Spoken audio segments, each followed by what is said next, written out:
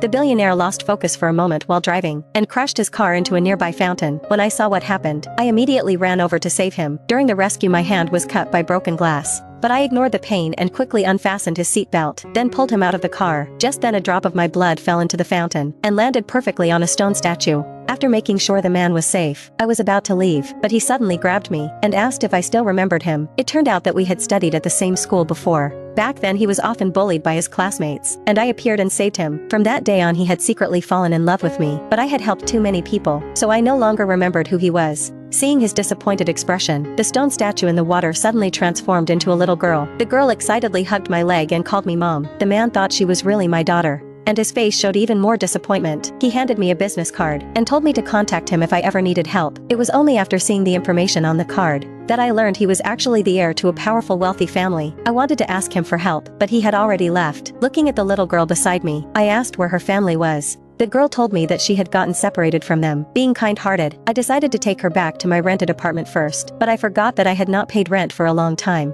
and I had already spent all the money I had. I was about to become homeless. The girl was attracted by the smell of grilled sausages from a street stall, but we were so poor that we could not even afford food. Just when I was hesitating whether to ask the man for help, the girl saw his car again. She immediately ran over and stopped the car. Everyone inside was startled, afraid that the man would ask me to pay for the damage. I quickly lied and said that the girl had damaged his car, but I never expected the girl to hug the man's leg and call him dad. The man looked completely confused. I had no choice but to lie and say that the girl had never had a father, so whenever she saw a handsome man, she would call him dad. After hearing my explanation, the man thought that we had been abandoned by a heartless person, so he decided to become the girl's father. Then he brought both of us back to his home. Soon we arrived at his house, but what frightened me was, I discovered that all the antiques in his house had come to life. They even invited us to dance with them. After confirming that it was not an illusion, I was so scared that I immediately fainted. When I woke up again, I found that the girl was scolding those dancing antiques. Seeing that I was awake, the girl immediately ran over to comfort me and told me that those antiques would never scare me again. Only then did I realize